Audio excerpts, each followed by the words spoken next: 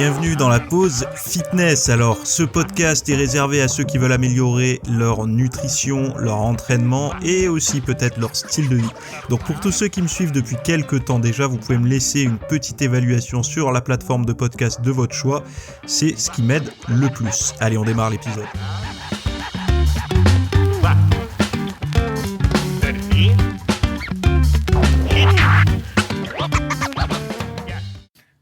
Salut à tous, j'espère que vous allez bien. Nouvel épisode aujourd'hui. Alors aujourd'hui, on va parler de corruption, de viande rouge, de dépression et de protéines paléo.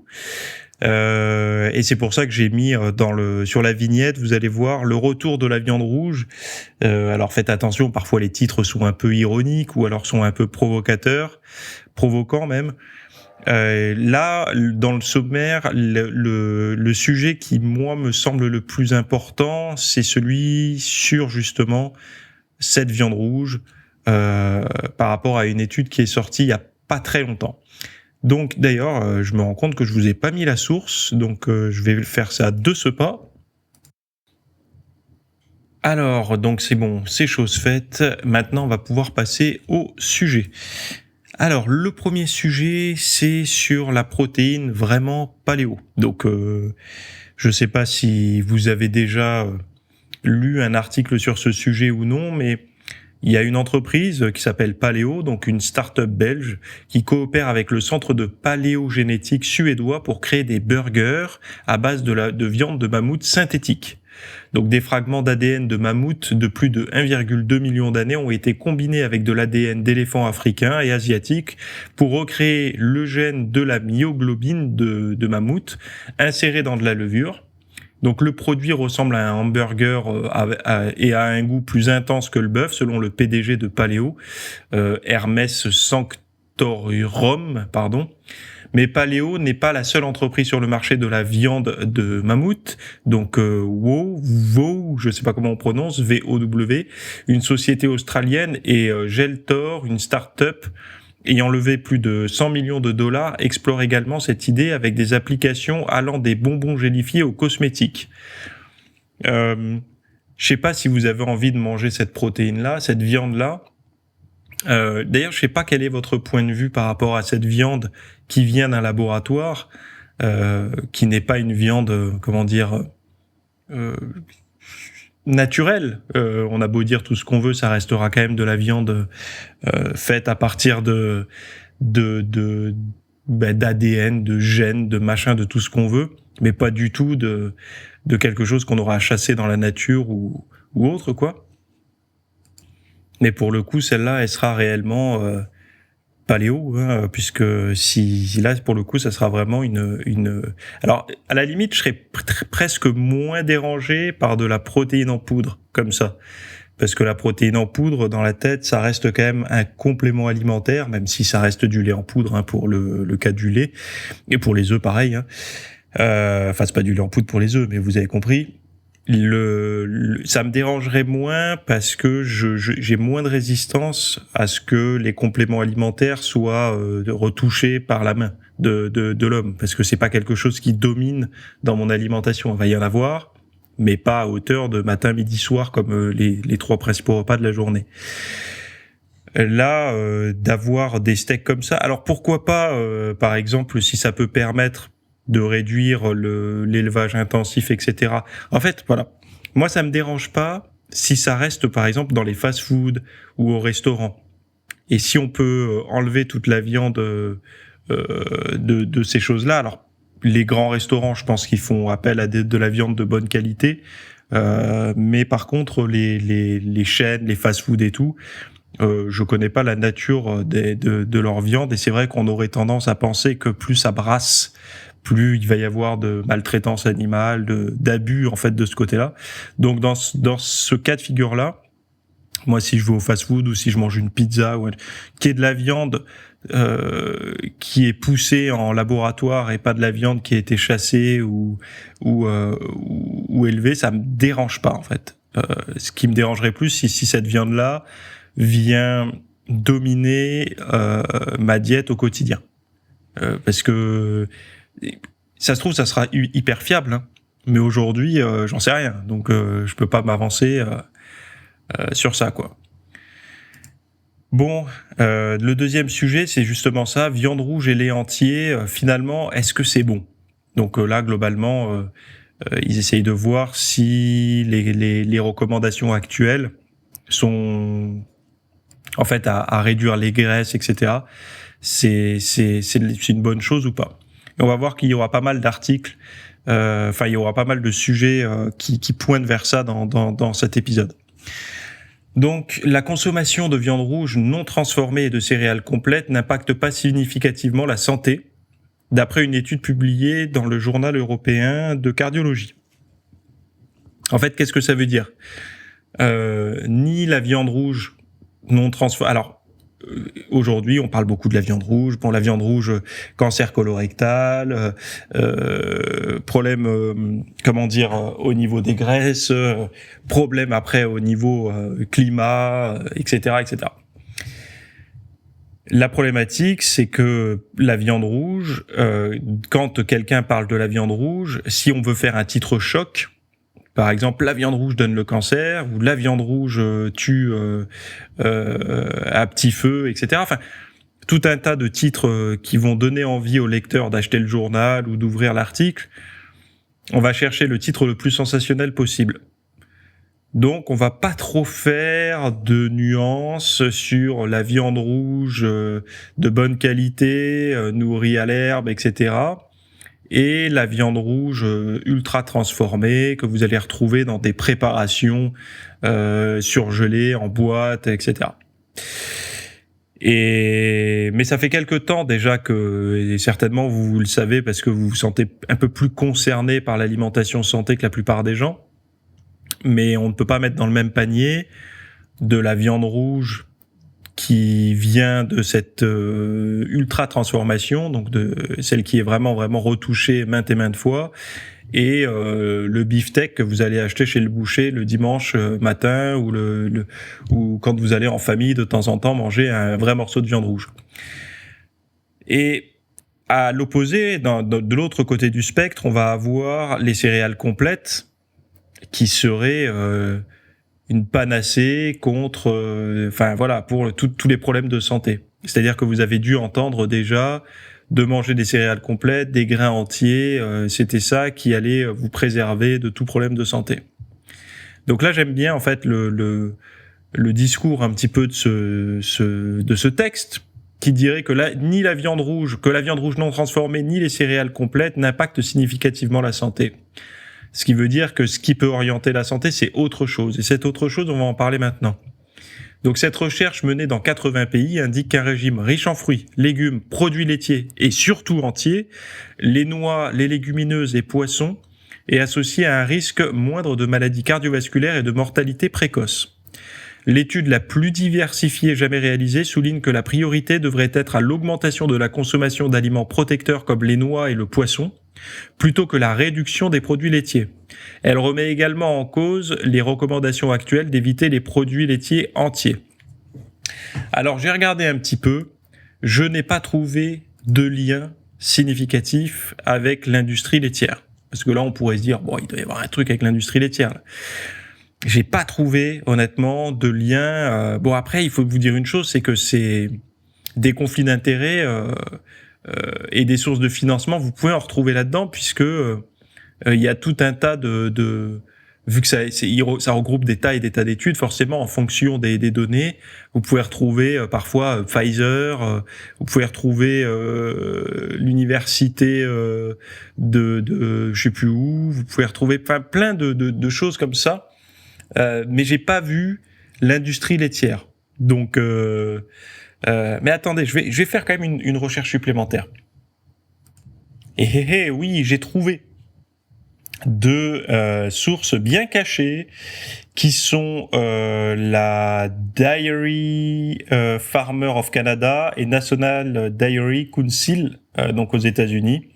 Et alors la première au Canada, organisation nationale qui représente les producteurs laitiers canadiens, et la deuxième est une organisation à but non lucratif financée par les producteurs laitiers américains. Donc voilà, il y a donc ce qu'il faut voir avec ce genre d'affirmation, d'information, c'est de rester uniquement sur tout ce qui ne concerne pas ceux qui financent. Moi, c'est comme ça que je me base en général. Dès que je tombe sur une étude qui a un conflit d'intérêt avec un industriel, je lis l'étude, mais ce qui concerne le produit, parce c'est toujours correctement mis en avant, c'est-à-dire que ils vous font pas une mise en avant abusive où vous dites là il y a un problème. En général, c'est relativement subtil, c'est glissé au milieu d'autres choses. Et donc c'est pour ça je préfère le soustraire et d'aller lire des études indépendantes après sur le produit en question. Mais sinon, les autres, oui, effectivement, c'est pas quelque chose d'étonnant en fait, hein, de voir que finalement, ce qui est problématique, c'est pas l'excès. L'excès de viande rouge est certainement problématique, mais je veux dire, on a mis dans la tête des gens un petit peu comme on a mis pendant des années les œufs dans la tête des gens comme ultra nocifs. Là aujourd'hui, c'est la viande rouge. On y arrivera à force de battage médiatique, etc. On y arrivera. Mais ce qu'on ne dit pas, c'est que finalement, ce qui met en santé, c'est pas de supprimer des choses nocives et d'ajouter certaines autres choses, parce que les céréales complètes, vous vous rendez bien compte qu'on en parle beaucoup plus que, je sais pas, des noix, du poisson, des légumineuses. On sait tous aujourd'hui, on a tous entendu en tout cas un discours marketing lié à la santé basé sur les céréales complètes, soit du petit déjeuner, soit d'acheter votre blé complet, votre pain complet, etc. Alors que finalement, ça a assez peu d'impact, que ce soit ça ou la viande rouge, sur l'état de santé par rapport à d'autres choses qui, eux, ont vraiment des avantages, les fruits, les légumes, les légumineuses, les noix et la consommation de poissons qui, plus vous avez de poissons dans votre diète, entre guillemets, hein, moins vous avez d'autres sources de protéines, puisque à taux de protéines égal, les poissons, enfin le poisson en tout cas, permettent quand même de limiter forcément sa viande rouge, et pour ceux qui sont phobiques des œufs, et également les œufs, et ceux qui sont phobiques du lait, également les produits laitiers. Bref, on continue sur ces sujets un petit peu industrie alimentaire, etc. Alors le premier article c'est The Economist, le deuxième c'est academic.oup.com et le troisième c'est Nutrition Fact, et le titre que j'ai donné c'est Corruption dans l'alimentation, oui ou non. Donc je cite, hein, obligé de maximiser les bénéfices des actionnaires, les entreprises ont tendance à s'opposer aux politiques de santé publique susceptibles de menacer leurs profits. Donc ça, c'est la première phrase. Obligé de maximiser les bénéfices des actionnaires, voilà, les entreprises ont tendance à s'opposer. Voilà. Alors je sais qu'il y en a beaucoup qui râlent par rapport à ça, mais on va un petit peu détailler. Des documents internes révèlent comment l'industrie du sucre a manipulé la recherche scientifique pour contrer les pro-aliments santé, en fait ceux qui ont, j'ai envie de dire, les extrémistes des aliments santé. Donc Frédéric Starr, fondateur du département de nutrition de Harvard, connu pour promouvoir le sucre, a été payé par cette industrie pour minimiser les risques du sucre sur la santé dans une revue publiée en 1967 dans le New England Journal of Medicine. Alors là, ce sont des citations que je vous donne, hein, c'est pas moi qui accuse ce Frédéric Starr, je le connaissais même pas jusqu'à aujourd'hui. Mais si c'est vrai, et bon, je vois pas pourquoi le site donnerait des mauvaises informations. Ça fait quand même quelqu'un dans une université prestigieuse. Alors, il faut pas se dire après que tout le monde est corrompu, hein, là-bas. Ça veut juste dire que ça peut exister. Des industriels plus puissants comme celle de la viande et des produits laitiers ont également soutenu ce message anti-sucre, ce qui se comprend, hein, parce que plus vous diabolisez, ce que je vous dis toujours, plus vous diabolisez un nutriment, plus ça fait le lit des autres. Donc les recherches suggèrent maintenant que les comités décisionnels accordent moins d'importance aux études financées par l'industrie alimentaire, il était temps. Leur recommandation est claire, les chercheurs en santé publique doivent refuser de l'argent de l'industrie alimentaire ultra transformée comme ils l'ont fait pour l'industrie du tabac. Mais en fait, on a envie de se dire pourquoi c'est pas déjà le cas ? Pourquoi en fait parce que tout le monde, il y a l'appât du gain. Et puis quand vous êtes chercheur, on vous propose soit A, un laboratoire qui n'a pas été mis à jour depuis les années 60, B, un laboratoire flambant neuf avec les dernières technologies pour travailler sur le sujet de recherche que vous aimez, et en contrepartie, vous faites quelques études sur des sujets qu'on va vous imposer. Donc il y a un univers doré d'un côté avec la possibilité d'avoir votre nom mis sur des nouvelles découvertes parce que vous aurez le dernier matériel, etc. Et d'un autre côté, vous allez avoir affaire à du vieux matériel, zéro subvention, devoir vous battre pour avoir une nouvelle chaise pour devant votre microscope ou j'en sais rien. Enfin bon, bref, vous avez compris quoi. Donc effectivement, il y a quelques gens qui auront de l'éthique et qui auront le désir d'être non rattachés non subventionnés, non rattachés à une industrie X ou Y. Mais il y en a beaucoup qui vont choisir le confort, l'argent, la notoriété peut-être, et voilà quoi. Et puis la technologie et toutes ces choses-là. Après, il y en a beaucoup qui accusent l'industrie agroalimentaire, mais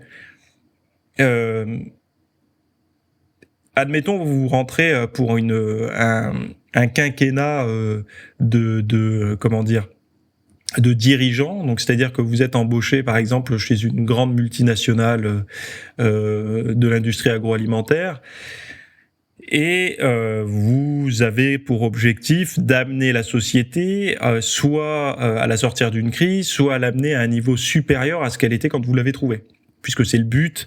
Et une fois qu'on vous a pressé comme un citron et que vous êtes proche du burn-out, on vous remplace par un autre qui va amener la société, encore une fois, à un niveau plus élevé. Donc tant qu'il y aura une stratégie comme ça, en fait, ces gens-là, ils ont tellement de pression qu'ils vont se battre bec et ongle contre tout ce qui voudra mettre des bâtons dans les roues à leur boîte, quoi. Donc forcément, si vous avez des chercheurs ou des activistes ou tout ce que vous voulez qui vont dire que, par exemple, que ça soit la viande rouge, c'est pas bien, ou les œufs, c'est pas bien, ou le sucre, c'est pas bien, etc. Ou même à l'époque où le tabac, c'est pas bien, ces entreprises-là, donc les personnes qui vont les diriger pendant 5 ans, voire parfois un peu plus, voire un peu moins, vont tout mettre en place pour enrayer ça. Puisque leur but premier n'est pas la santé, leur but premier étant le gain, le profit, les actionnaires, etc. Donc ils vont embaucher des avocats, des stratégistes, etc. Tout pour justement empêcher la dégringolade du bénéfice des actionnaires, etc. Bon, il y en a beaucoup qui n'arrivent pas à le comprendre ça, mais l'industrie agroalimentaire n'est pas l'industrie, c'est pas une industrie de votre santé en fait. C'est leur devoir n'est pas de vous mettre en santé.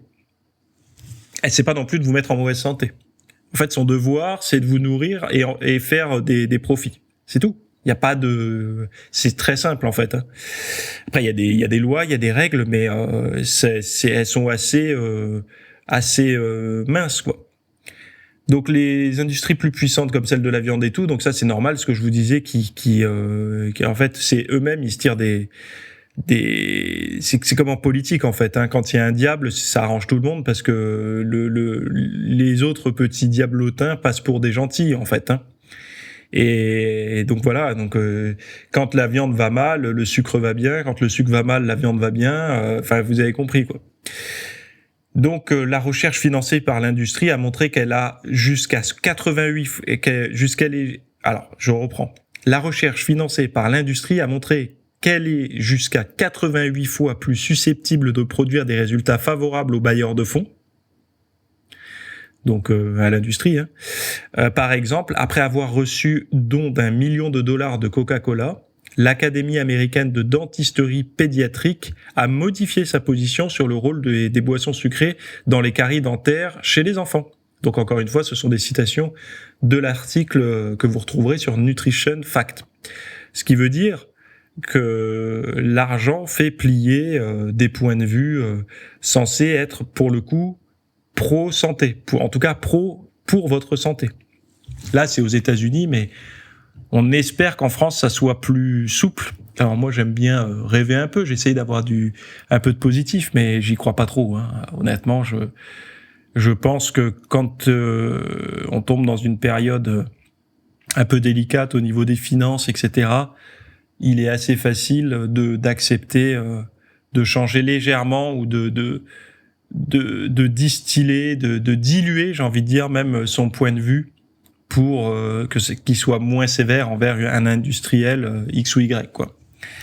Donc ça, ce genre de choses, il faut juste le savoir. Alors, je sais que vous faites pas forcément de recherche scientifique, mais si vous en faites, ou si vous êtes journaliste, ou je sais pas, essayez d'aller voir en permanence qui finance les études, et si vous avez pas de nom clairement d'industrie, parce que forcément, là aussi, il y a des stratégies pour essayer de les cacher.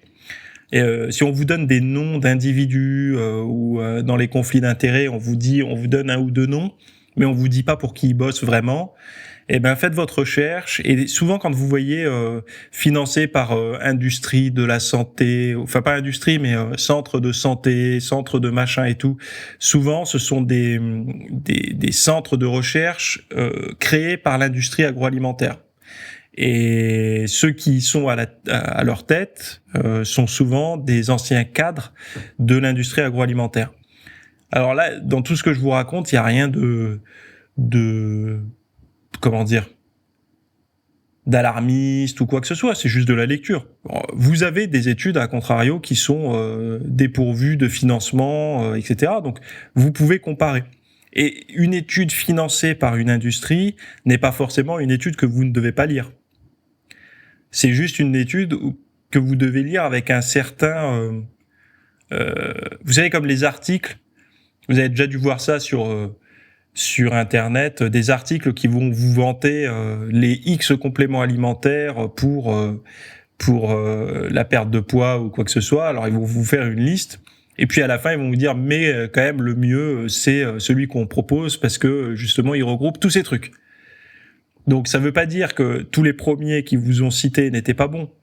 Ça veut simplement dire que ils s'appuient sur ça pour à la fin dire que le leur est légèrement mieux parce qu'il les regroupe tous ou parce qu'il fait partie des mieux. Enfin voilà. Mais à la base, les informations initiales ne sont pas fausses. C'est-à-dire que ce qui vous donne comme information sur, par exemple, le thé vert ou la caféine a montré des effets sur la lutte contre le surpoids, etc. Donc ce sont des informations qui se justifient. Mais derrière, s'ils mettent dans l'eau, je sais pas, la créatine, ou ils mettent dans l'eau un autre truc qui n'a pas vraiment d'effet sur la perte de poids, ou en tout cas pas de manière aussi efficace, eh ben plongés au milieu d'autres choses avérées bonnes pour la perte de poids, leur truc passe pour bon lui aussi. C'est un peu comme je sais pas, c'est un peu comme en hypnose, vous savez, l'induction, quoi. On vous fait dire oui pour au bout d'un moment fermer les yeux, ok, boum, on ferme les yeux, quoi. On vous fait prévalider des choses pour vous qui sont évidentes. Effectivement, vous avez raison, et boum, au moment où on vous demande de rentrer en hypnose, vous y rentrez parce que vous avez tellement validé et vous avez accordé votre confiance au discours que ça y est, vous êtes enclin à faire ce qu'on vous dit. Ben c'est un peu la même chose là. Bref, je suis parti un peu loin sur l'explication, mais je pense que vous aurez compris. Donc, quel sport pour moins déprimer et en combien de temps? Parce que vous avez déjà entendu parler de la dépression qui pourrait être soignée par l'exercice physique et la nutrition. Là, ça parle d'exercice physique, donc vous avez le lien de l'étude dans les notes, hein, comme d'habitude. Donc, tout ce dont je parle, prenez bien note que ce ne sont pas des accusations ou des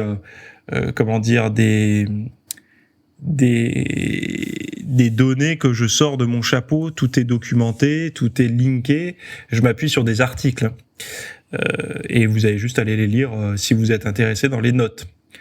Donc, quel sport pour moins déprimer et en combien de temps? Donc, une étude récente a révélé que l'exercice physique peut avoir des effets préventifs et thérapeutiques significatifs sur la dépression et l'anxiété chez les jeunes. Les interventions d'exercice se sont avérées nettement supérieures aux soins habituels chez les jeunes déprimés et non déprimés. L'analyse a montré que l'exercice de résistance est le plus bénéfique, alors la muscu, est le plus bénéfique pour traiter la dépression chez les jeunes. Les interventions d'exercice de 3 à 4 fois par semaine, d'une durée de 30 à 60 minutes et d'une durée de plus de 6 semaines se sont avérées les plus efficaces. Donc vous avez la durée, le laps de, enfin tout en fait, 3 à 4 fois par semaine, entre 30 et 60 minutes, et pendant plus de 6 semaines, c'est ce qui est le plus efficace pour lutter contre l'anxiété et la dépression. L'étude a également révélé que l'exercice peut améliorer l'anxiété chez les jeunes en accord avec les méta-analyses précédentes. L'exercice semble avoir des effets neurobiologiques sur plusieurs mécanismes neuronaux liés à l'anxiété. En outre, l'étude a démontré que tous les types d'exercices peuvent être efficaces pour traiter et prévenir la dépression chez les jeunes. L'augmentation de l'activité physique est associée à une augmentation de l'estime de soi, ce qui peut atténuer la dépression. Enfin, l'étude a révélé que l'exercice de résistance est le type d'intervention le plus efficace pour le traitement et la prévention de la dépression chez les jeunes. Donc c'est alors mieux que quoi, je sais pas, mais en tout cas c'est mieux que certainement d'autres stratégies. Cela suggère que les interventions d'exercice avec ces caractéristiques spécifiques peuvent être plus efficaces pour réduire la dépression que les interventions avec différents types d'exercices, fréquence, durée de session ou durée de programme. Donc ces résultats ont des implications pratiques importantes pour le développement de programmes d'éducation physique dans les écoles. C'est vrai qu'on parle souvent de la dépression chez les ados, etc., suite aux épisodes de santé qu'on a pu vivre ces 5 dernières années, on va dire. Je dis 5 pour taper large, mais vous avez compris de quoi je parle.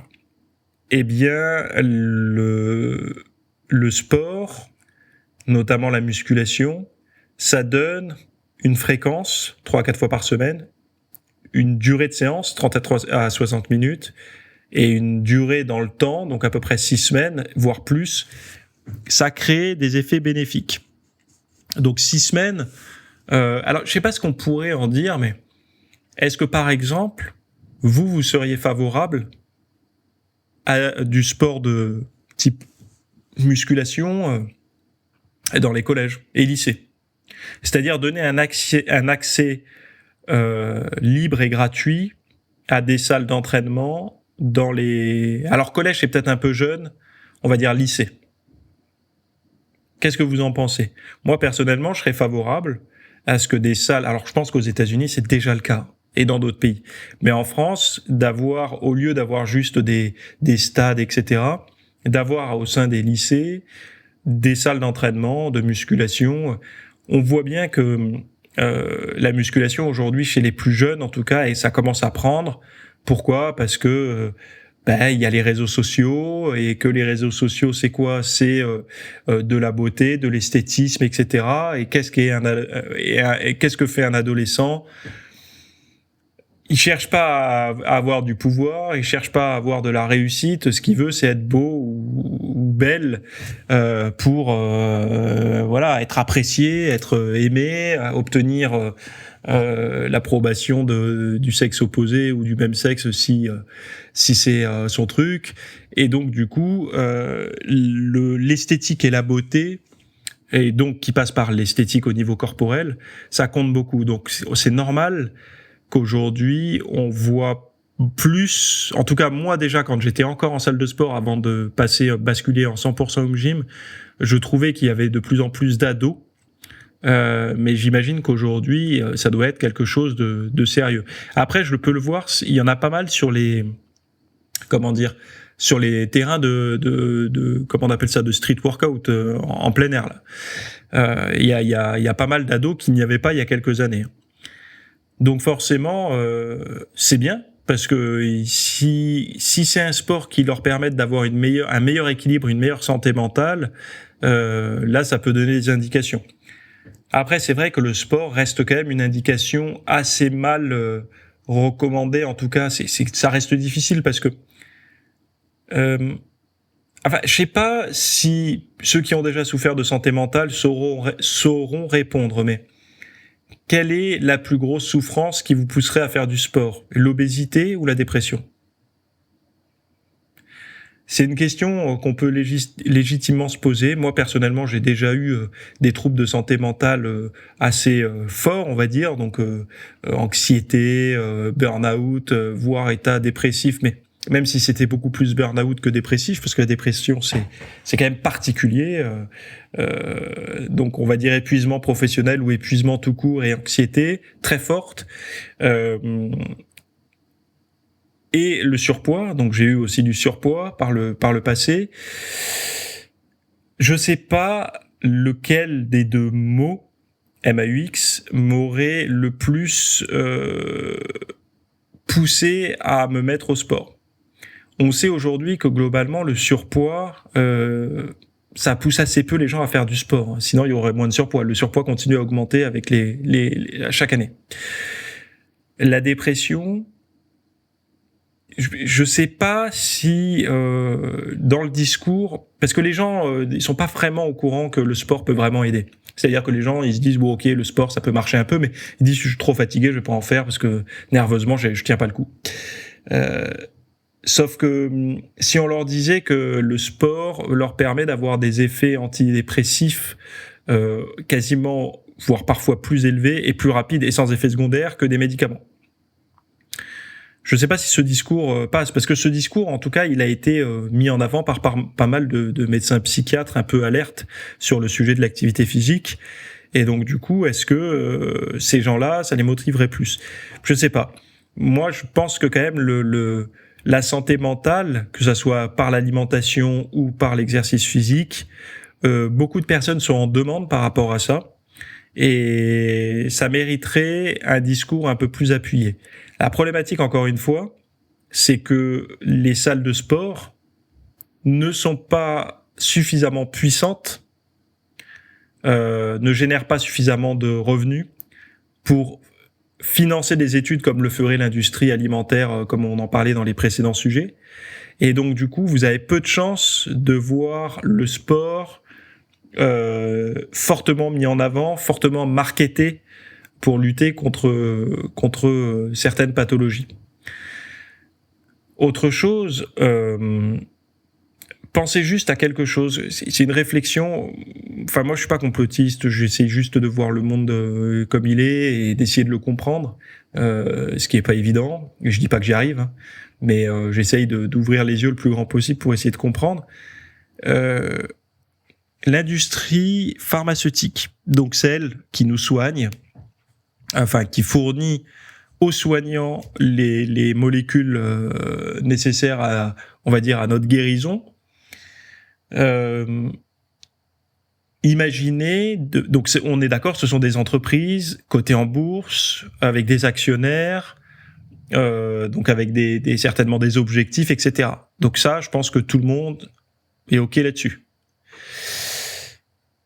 Que se passe-t-il si nous devenons trop en santé ? Que se passe-t-il si demain un vrai mode de vie nous permet de réduire extrêmement tous les gros problèmes de santé qu'on a aujourd'hui ? Que va-t-il se passer pour ces industries-là ? Soit elles se reconvertissent et elles investissent fortement dans ce nouveau mode de vie, donc je sais pas ce que ça sera, hein, les brocolis, j'en sais rien. Soit, enfin, il y a un problème en fait. Soit elles font faillite, puisque si la santé domine par le mode de vie, alors je sais qu'il y en a qui vont dire oui, mais il y aura toujours des cancers, il y aura toujours des Alzheimer et tout, mais oui, mais je sais pas si c'est ça qui rapporte le plus en fait. Ou si c'est la maladie chronique, le diabète, l'hypertension, le cholestérol, enfin bon, vous avez compris. Et donc, c'est quand on réfléchit à ça, on se dit, mais est-ce qu'il y a un intérêt à ce que vous soyez en bonne santé ? Alors, je dirais pas qu'ils vont encourager à vous mettre en mauvaise santé, c'est pas ce que je dis. Mais en tout cas, ils vont pas encourager non plus à mettre en avant des pratiques. C'est en tant qu'industriel, en tant que celui qui est en train de faire son quinquennat à la direction d'une grande entreprise pharmaceutique, son objectif est de soigner, mais de soigner par sa molécule, pas de soigner par autre chose. Il veut soigner grâce à son labo. Il veut pas soigner grâce à autre chose.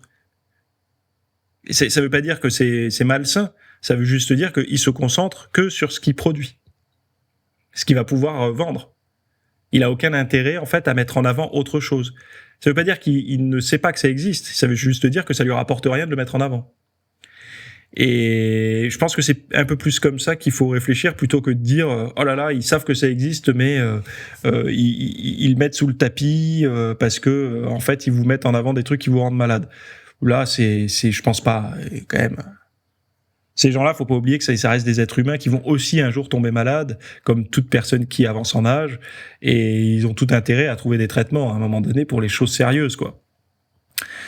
Bref, pourquoi je vous raconte tout ça ? Parce que c'est que ça soit la bouffe et les médicaments, les moyens sont quand même largement supérieurs si vous voulez orienter une campagne marketing ou un discours, on va dire politique ou autre, que l'industrie du sport, qui est assez faible en fait, l'industrie du sport à côté de tout ça. Voilà, c'est si vous vous posez la question de savoir pourquoi on recommande pas plus facilement le sport pour la santé mentale, etc., c'est en partie pour ces raisons-là. C'est que le sport c'est quoi ? C'est vous enfiler des baskets et vous sortez courir. Donc ça à part des baskets, donc vous allez avoir quoi ? Les marchands de chaussures. Et les marchands de chaussures, même ça représente beaucoup, c'est pas non plus. Alors ils en font de la pub, hein, mais c'est pas la même chose, quoi. On n'a pas la même force. Et d'ailleurs, peut-être qu'ils devraient s'appuyer un petit peu plus là-dessus, ceux qui vendent des baskets et tout, sur les facteurs de santé mentale, etc. Ils convaincraient un petit peu plus que uniquement les questions de style et d'appartenance, etc., quoi. Bref, je m'arrête ici. Ah ben non, j'ai un autre sujet. Que faut-il manger les jours de repos en musculation ? C'est un sujet que j'ai sorti dimanche. Parce que c'est une question qui revient extrêmement souvent. C'est-à-dire que les gens, quand ils font une diète, soit pour la prise de masse ou la sèche, ils se demandent si les jours où ils s'entraînent pas, ils doivent manger différemment. Alors oui et non. Et justement, ces nuances, je les ai inclus avec même un plan alimentaire jour on et un plan alimentaire jour off. Comme ça, vous avez l'intégralité des informations. Évidemment, c'est basé sur la science, les études, mais également les athlètes de haut niveau. Pour vous montrer un petit peu ce qu'elles font au niveau nutritionnel les jours on et off. Et voilà, on passe un moment ensemble en vidéo, puis vous avez le PDF avec toutes les notes en plus. Voilà. Donc tout ça, c'est linké dans les notes de cet épisode. Sinon, on se retrouve la semaine prochaine. Très bonne semaine à toutes et à tous. Bye bye. Merci d'avoir écouté cet épisode. Alors, avant de partir, j'avais juste quelque chose à vous partager. C'est vrai que vous avez peut-être des temps morts à meubler, que ce soit des temps de trajet dans les transports en commun, du cardio un petit peu long sur un tapis de course, ou alors tout simplement envie de remplacer les programmes que vous avez la soirée pour de l'apprentissage. Vous êtes peut-être adepte des émissions, des documentaires, des reportages, etc.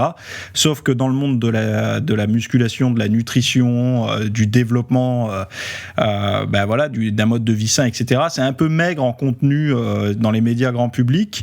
Et donc, ce que je vous propose, moi, personnellement, c'est d'aller faire un tour dans la bibliothèque alors, c'est un Netflix version fitness privée qui vous coûtera moins cher qu'un lavage auto au rouleau par mois.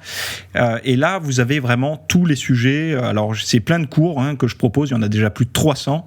Ce sont sur le sommeil, sur les hormones, sur la nutrition. Donc ça peut être pourquoi on a faim, pourquoi on n'arrive pas à tenir un régime, comment faire, quelles sont les solutions, mais aussi d'anatomie pour l'entraînement, des programmes d'entraînement. Donc tout ce qui est lié à la perte de graisse, si vous avez du gras sur le bas du ventre depuis des années, ou alors si vous avez du mal à prendre de la masse musculaire, tous ces sujets du plus connu, entre guillemets, du plus recherché au plus pointu, tous ces sujets sont largement abordés dans cet espace VIP. Donc, pour rappel, pour y accéder, vous avez un lien en description. Si vous ne le trouvez pas, vous allez sur www.fitnessmiss.fr et vous faites devenir membre. Voilà, vous trouverez sur le site. Et vous accédez à ce contenu caché que vous pourrez écouter partout. Voilà, je vous laisse ici. Très bonne fin de journée à tous.